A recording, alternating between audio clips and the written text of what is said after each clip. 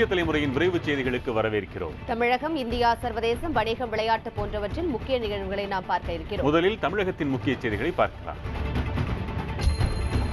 இலங்கை சிறையில் வாடும் தமிழக மீனவர்களை மீட்க உடனடி நடவடிக்கை எடுக்குமாறு பிரதமரை முதலமைச்சர் ஜெயலலிதா கேட்டுக் கொண்டுள்ளார். பாம்பன் மீனவர்கள் 35 பேரின் காவலை இலங்கை நீதிமன்றம் நீட்டித்திருப்பது அதிர்ச்சி அளிப்பதாக அவர் தெரிவித்துள்ளார். இலங்கை அரசு படகுகளை தம் வசம் வைத்துக் கொள்ளும் போக்கை அண்மை காலமாக கடைபிடித்து வருவதாக ஜெயலலிதா கூறியுள்ளார்.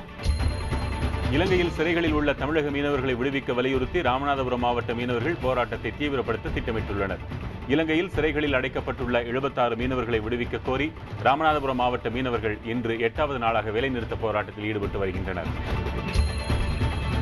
தமிழகத்தில் உள்ள உறவினர்களை காண உரிய அனுமதியின்றி இலங்கையிலிருந்து படகு மூலம் வந்த 2 இலங்கை தமிழ் மீனவர்கள் கைது செய்யப்பட்டனர். வேதாரண்யம் அடுத்த கோடியக்கரையில் படகில் கரை சேர்ந்த அவர்களை பிடித்து சுங்கத்துறையினர் விசாரணை நடத்தினர். அப்போது அவர்கள் இருவரிடமும் பாஸ்போர்ட் இல்லாததால் கைது செய்யப்பட்டனர். இலங்கையில் உள்ள மீனவர்களை உடனடியாக விடுதலை செய்ய கோரியும் மாநில அரசு எரிபொருள் மானியம் வழங்க வலியுறுத்தியும் புதுச்சேரி மீனவர்கள் காலவரையறையற்ற வேலைநிறுத்த போராட்டத்தில் ஈடுபட்டுள்ளனர். இதே கோரிக்கைகளை வலியுறுத்தி காரைக்கால் மாவட்ட மீனவர்கள் கடந்த 6ஆம் தேதி முதல் காலவரையறையற்ற வேலைநிறுத்தம் செய்து வருகின்றனர். பேரறிஞர் அண்ணாவின் 105வது பிறந்த தினத்தை ஒட்டி 10 ரூபாய்க்கு 1 லிட்டர் பாட்டில் குடிநீர் வழங்கும் தமிழக அரசின் திட்டம் நாளை தொடங்கப்படுகிறது. அம்மா குடிநீர் என பெயரிடப்பட்டுள்ள இந்த திட்டத்தை திருவள்ளூர் மாவட்டம் கும்மிடிப்பூண்டியில் முதலமைச்சர் ஜெயலலிதா தொடங்கி வைக்கிறார். முதலமைச்சர் ஜெயலலிதாவுக்கு எதிரான சொத்து குவிப்பு வழக்கில் பெங்களூரு சிறப்பு நீதிமன்ற நீதிபதி ஓய்வு பெறவிருக்கும் நிலையில் தீர்ப்பு வழங்குவது நீதிமன்ற மரபுக்கு எதிரானது என்று திமுக தலைவர் கருணாநிதி கூறியுள்ளார். வரும் 30ஆம் தேதியோடு சிறப்பு நீதிமன்ற நீதிபதி பாலகிருஷ்ணன் ஓய்வு பெறவிருக்கிறார். 1236 கோடி ரூபாய் வரி செலுத்தும்படி டாஸ்மாக் நிறுவனத்திற்கு வருமான வரித்துறை பிறப்பித்த உத்தரவை சென்னை உயர்நீதிமன்றம் ரத்து செய்தது. இந்த தொகையை 20 தவணைகளில் செலுத்துமாறு வருமான வரித்துறையின் சென்னை துணை ஆணையர் பிறப்பித்த உத்தரவுக்கு எதிராக டாஸ்மாக் நிறுவனம் சார்பில் மனு தாக்கல் செய்யப்பட்டது. 4 வார காலத்திற்குள் பதிலளிக்கும்படி வரி மதிப்பீடு அதிகாரிக்கு உத்தரவு பிறப்பிக்கப்பட்டது. மதுரையில் கேரம் விளையாட்டின் போது ஏற்பட்ட தகராற்றின் காரணமாக செல்லூர் பகுதியைச் சேர்ந்த நாகராஜனும் காசிமாயனும் வெட்டிக் கொல்லப்பட்டனர். நேற்றிரவு கேரம் விளையாடிய போது அவர்களுக்கும் நரசிங்கம் என்பவருக்கும் இடையில் தகராறு ஏற்பட்டதை அடுத்து நரசிங்கம் தனது நண்பர்கள் சிலருடன் இருவரையும் பயங்கர ஆயுதங்களால் தாக்கியதில் அவர்கள் உயிரிழந்தனர். சென்னை விமான நிலையத்தின் மேற்கூரை மீண்டும் இடிந்து விழுந்தது. கடந்த 3 மாதங்களில் மேற்கூரை இடிந்து விழுவது இது 4வது முறையாகும். விமான நிலையத்தின் பழைய பன்னாட்டு முனைய பகுதியில் இன்று காலை இந்த சம்பவம் நிகழ்ந்தது. விபத்து நடந்த பகுதியை பாதுகாப்பு படையினரும் தொழிலாளர்களும் மட்டுமே பயன்படுத்தி வந்துள்ளனர். இதில் அதிர்ஷ்டவசமாக யாருக்கும் எந்த பாதிப்பும் ஏற்படவில்லை.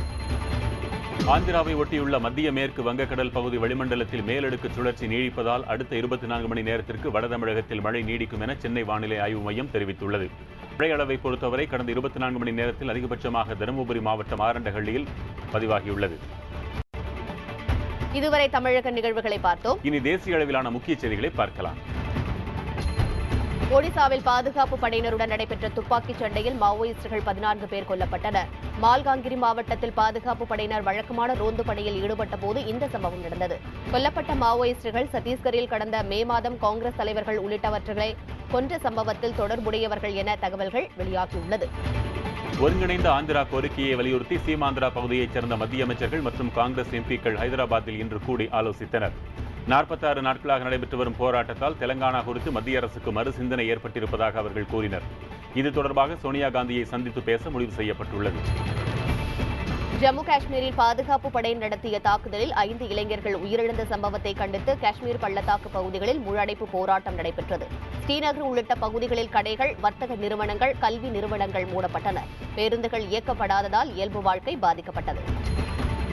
கலவரத்தால் பாதிக்கப்பட்ட உத்தரப்பிரதேச மாநிலம் முசாஃபர் நகர் மாவட்டத்திற்கு பிரதமர் மன்மோகன் சிங் நாளை மறுநாள் செல்கிறார். வன்முறையில் பலியானோரின் குடும்பத்தினரை சந்தித்து அவர் ஆறுதல் கூறவிருக்கிறார். முசாஃபர் மாவட்டத்தில் படிப்படியாக இயல்பு நிலை திரும்பி வருவதால் ஒரு சில இடங்களில் ஊரடங்கு உத்தரவு தளர்த்தப்பட்டது. பாரதிய ஜனதாவின் பிரதமர் வேட்பாளராக நரேந்திர மோடி அறிவிக்கப்பட்டதால் சினம் கொண்டுள்ள மூத்த தலைவர் அத்வானியை சுஷ்மா சிவராஜ், அனந்த்குமார் உள்ளிட்டோர் சந்தித்து பேசினர்.